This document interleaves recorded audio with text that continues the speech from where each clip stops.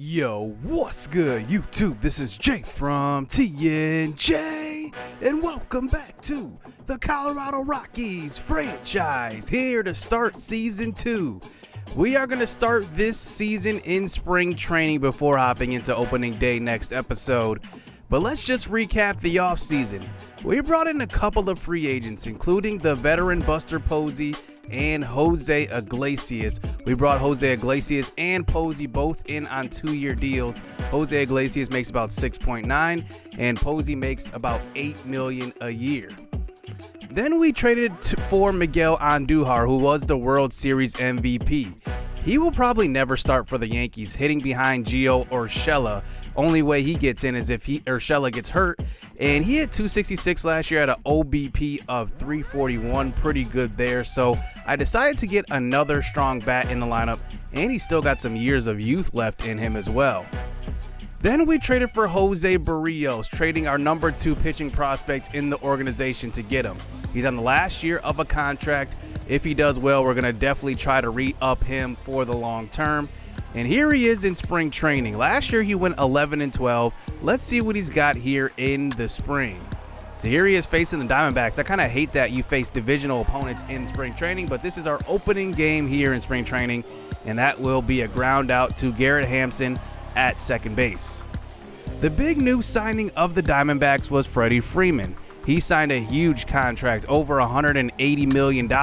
So here he is for his first at-bat in the spring for the Diamondbacks, but it's just a fly out to Charlie Blackmon, now playing his first now natural position as a terrible fielder. I got to put him out in left field.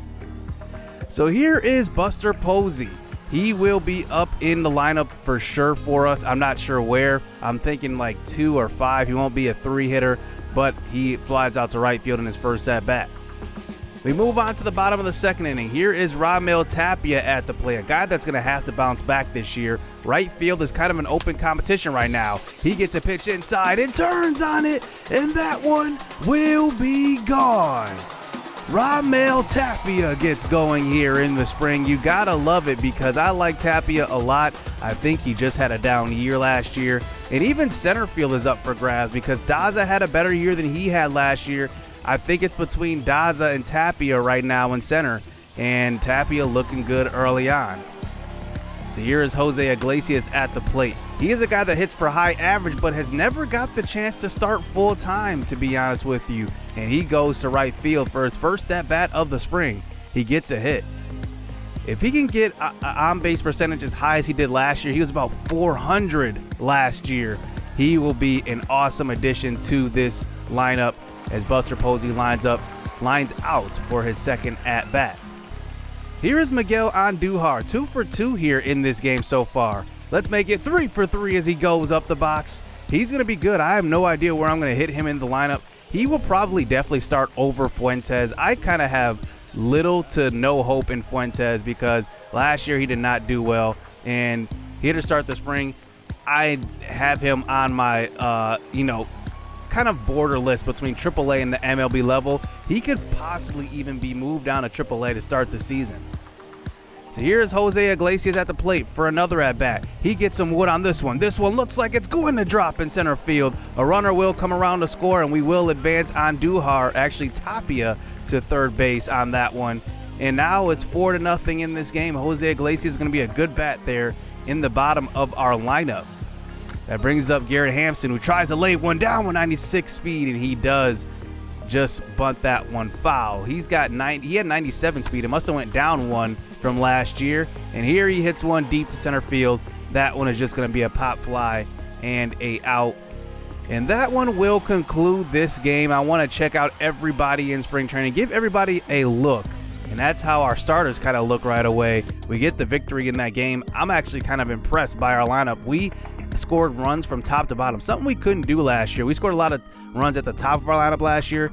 This year, I'm going to be looking to score runs throughout our lineup. So a couple of prospects I want to look at. Hitor Takahashi, he was a great leadoff hitter at the AA level. He will be at AAA this year. And Atlas Luntich, who will, I think I will put him at AA again. I want him to develop a little more. You know, his strikeouts per 9 is not high. He's not going to be a strikeout pitcher. So let's just see what these two have here in this game. Here's Takahashi leading off here. He could be the future at leadoff at the MLB level. We'll have to see. Based on our prospects we have coming up, it's probably a year or two from now, though, because we have Zach Veen, we have Will Benson. I don't know what our outfield is going to look like. So here is Luntich on the mound. He is a very good pitching prospect for us and probably one of the best that we have that are not a rookie this year. And here he faces the first few batters of the game. Ground out, this time to Hampson, thrown on to first. Buster Posey playing first today. Atlas Luntich, 2 straight outs. There's another ground ball up the middle. This one to the left side of the field, but Hampson is playing the shift, and he throws to first. And 3 outs right to the second baseman to start this game. Good start for Luntich. That brings up Danny Santana, one of the new signings in the offseason. We signed him for depth, and he hits one hard into the shift, but ends up beating that one out. And that is a good sign. He's got some decent speed, 58. It's not like terrible. That brings up Iglesias, another hit up the middle. If Iglesias can hit this well, man, we are going to do wonders at the bottom of our lineup. I'm hoping to produce some runs there. Iglesias is going to be a catalyst for sure. Here comes Fuentes at the plate. He's got to have a good spring in order to really stay up at the MLB level. He hits one deep to right field and at least advances the runner over to third. But I definitely need to see him hit like at least 240 or above in order to stay up at the MLB level. So here is Garrett Hampson at the plate, and he hits one to right field. That one will get out of the inning. On to the second here. Here's Luis Robert at the plate, who hits one hard up the box, and that one will knock off a Luntich. He looks like he's going to be all right. He gets out of that jam. So on to the third inning. Now it's a 1-0 game for Chicago, and that one will be a shot down the line. Luntich, they finally get to him. Remember, he's not a strikeout pitcher. But look at the throw to the cutoff man. I know it's something small, but Danny Santana having just another arm, that's why we brought him in, to have a good arm in the outfield. It definitely makes a difference. If that was Blackman out there, that would have been 2 runs scored. So 2-run game here. Here's Eloy Jimenez at the plate, and he swings and misses. Ben Bowden, who was actually second on Rookie of the Year list last year. I have no idea how. That brings up Anderson, a shot to short, and that one will be a ground out, but a runner will come around to score. And now it's 3-0 for the White Sox as Moncada comes up to the plate and hits a pop fly to right field, and that one will be 3 outs in the inning. I think just the little things are going to make a difference here. Jose Iglesias having a stronger arm at shortstop. Now he has a stronger bat than Brendan Rodgers in the lineup. I definitely like what he's doing this spring. Just even getting the bat on the ball and just getting it into spots where the defense has to make a play. Just like that one. I mean, it's an inside pitch. He inside out that one. He was late, but still got a hit. That brings up Elias Diaz, who hit 294 last year. The runner was on the move, and that one will advance. Garrett Hampson all the way to third base. And now we have runners on the corners here with Hitor Takahashi at the plate. Let's see how clutch he is. And he does check swing at this one. And the ump says he goes around. So that one will be 3 outs in that inning. Now we move on to the top of the 8th inning. Remember, Takahashi is a switch hitter. He gets one right over the middle of the plate. He's not gonna miss many of those. That's a home run. He's not even a power hitter, but that's his first home run of the spring. 408 feet over the left field wall. And Takahashi showing what he can do. He's not going to be at the MLB level, but I at least want to get him some burn versus some MLB competition. That brings up Andujar to the plate now as he does watch that one. And now there's runners on first and second. Tapia hitting the ball hard up the middle. He's having an excellent spring. That one should score one, and it does. 4-2 now as Blackman comes across the plate. And now with 2 outs in the 8th inning, Tapia has a great RBI single. Jose Iglesias at the plate, inside pitch. He does just get this one on the ground, and that one will be a ground out. But I love what I saw from our team in that game just because of just little things. Like I said, the throw to the cutoff man. It's a hard throw from Danny Santana. I love having arms in the outfield now. It's definitely going to be a good change that we have coming to this team. Now, I want to check out our top prospect in Zach Veen. I also want to check out Will Benson. Will Benson has the best chance of any prospect that we had last year of getting up to the MLB level. Then there's other guys like Eric Pena, who is a young outfielder. No idea when his ETA is. It's definitely not this year. It might not even be next year based on us having Zach Veen ahead of him and also having Will Benson. But I think we're thinking about like when Charlie Blackmon's going to retire, when Eric Pena will finally get his chance. I think Pena and Takahashi will probably battle it out because Blackmon has 2 years left on his deal. So now we go up against Texas, and here is a couple of guys that we didn't see a lot last year, like Greg Bird. He just grounds out to the pitcher. That brings up Zach Veen, hitting .353 in the spring so far. He hits one hard to the right side, and that one gets through. Now, Zach Veen is going to be a very good hitter. He is about 19 years old. He's a lefty. He's an outfielder, plays good defense, has decent speed as well. He's a guy to definitely watch out for. He is our #1 prospect in the organization right now.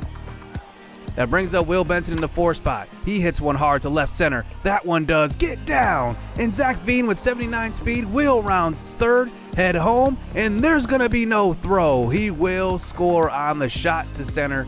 Watch out for these two. This could be a future 3 and 4 hitter in our lineup with Zach Veen and also Will Benson. Zach Veen struggled last year at the AA level. I don't expect that to hold up this year.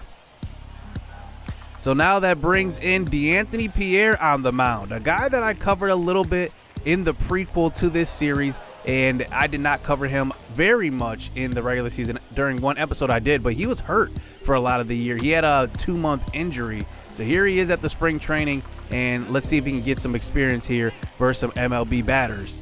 As he gets a ground ball up the middle, that one brings up Joey Gallo with 2 outs, and that is going to be a high pop fly to right field. And that one will be caught. I believe that is Zach Veen, or that's Will Benson out in right field. And we get the out of the inning. So now Garrett Hampson at the plate. I definitely want to see a little more improvement from him. I don't know if he's going to hit leadoff this year.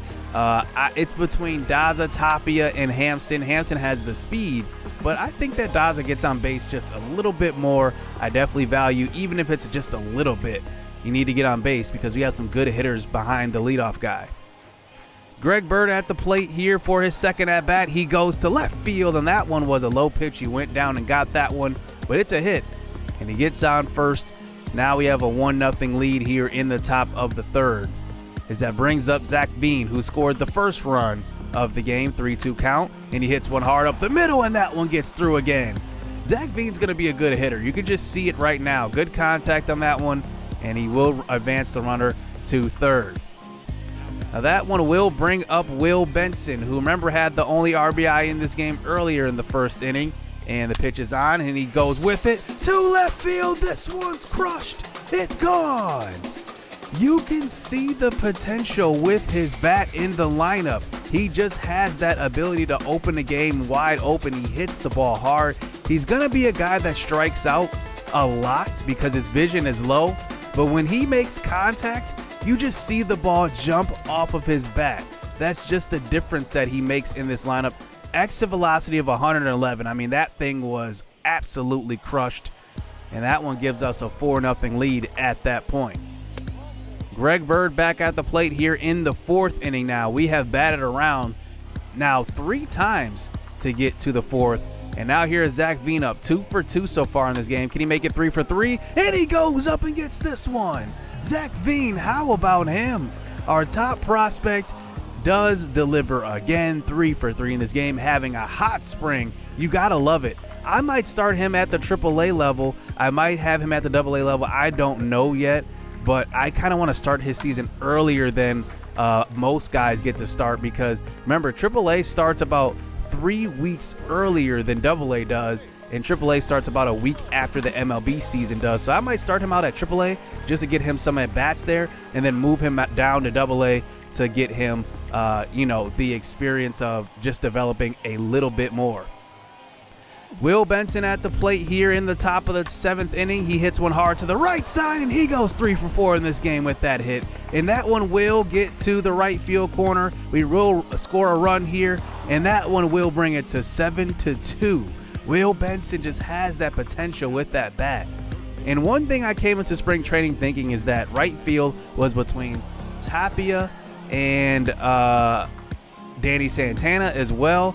And I don't know now. I really don't know, because just looking at our bats right now, the way Will Benson is hitting, I don't know if I can keep him out of the lineup. I might start him at the MLB level. He might be our first guy we ever call up as a prospect. We traded him for Trevor Story. I mean, it's about time anyway for him. But that bat, it's just something special. So the last prospect, or at least pitcher I want to take a look at, is Brian Sammons. We drafted him in the Rule 5 draft, meaning that he has to be at the MLB level. I'm not sure he will be a starter, but I at least want to see what he has. He has starter written out all over him right now, just because we don't have a lefty in the rotation. Because remember, Austin Gomber had an absolutely terrible year in the rotation last year. So I'm moving him to the bullpen, but Sammons could be that guy to replace him in the rotation. That's one thing I like to see right there. You just saw the strong throw from Andujar at third, and that was versus a 96 speed player running to first base. I love to see that. Arms are going to be important here in the outfield and the infield. As you can see, Tapia catches that one in right field. That gets us out of the first inning. Here is Salmon still on the mound here in the second with a 2-run lead now, and that is a shot to center. And now that brings up Jonathan India just got the hit to center field, and that one brings up the next batter. That is Aristes Aquino to the plate, and he swings and misses. That brings up Trey Mancini to the plate. He hits one hard to right field, and that one just keeps carrying into the bullpen. A short field there in right field, 326 that said on the sign, and that one gets into the bullpen, making it 2-2 here in the second.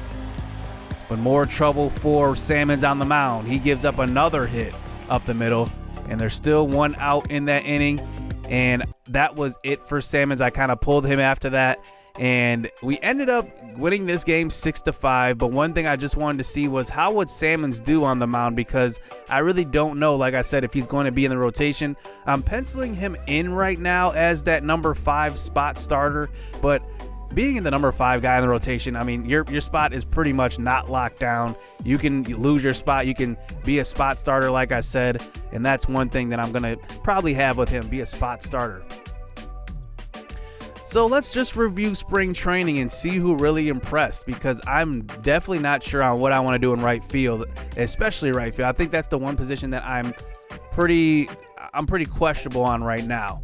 Zach Veen ended up hitting 372 in the spring. That man just went berserk.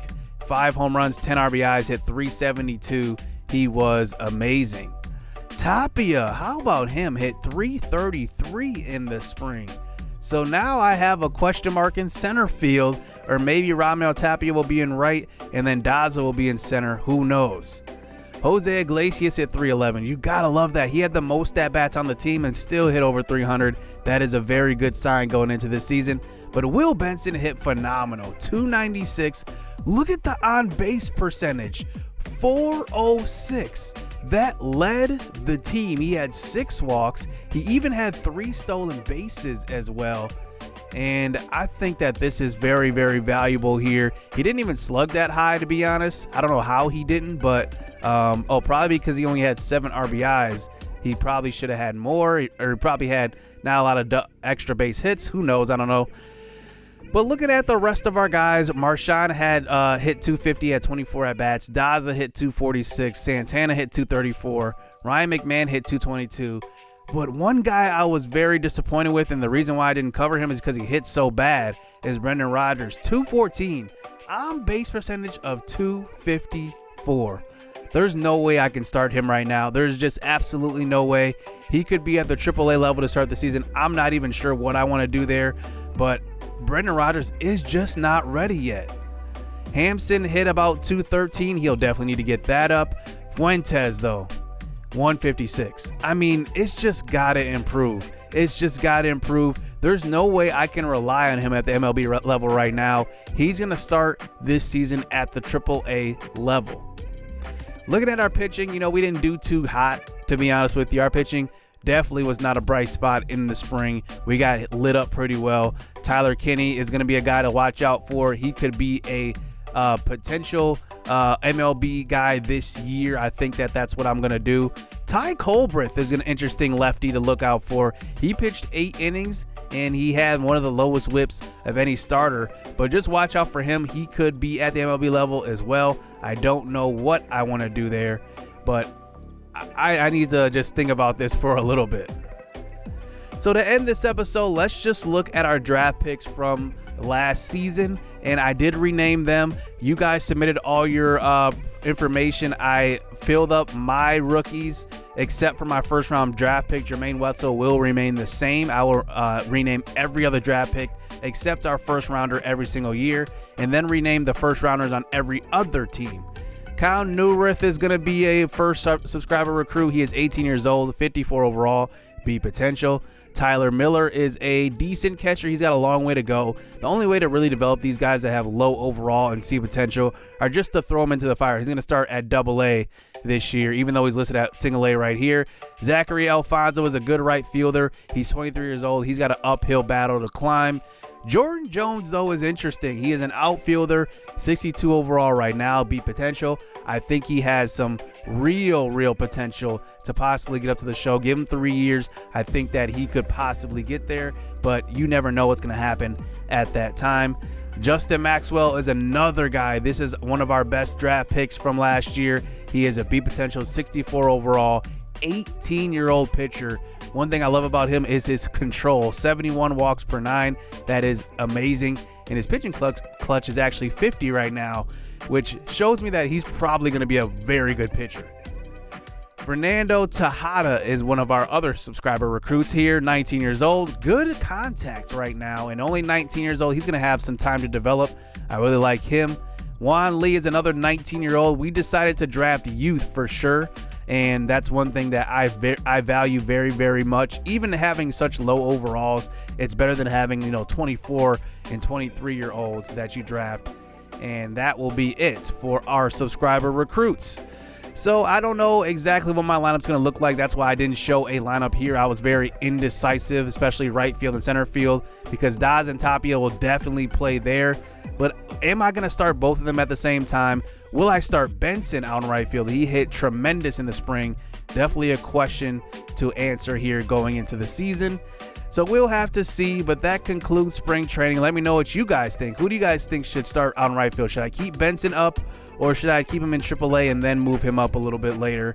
We'll have to see. I don't know what's going to happen there. But hit subscribe, hit that like button. I appreciate the support in Season 1. Season 2 should be fun. More coverage of the MLB level this year than last, because last year we were kind of bad and it wasn't worth too much of covering. So we're going to do that more. Hit subscribe, hit that like button. Stay tuned. Let's get it. Let's go.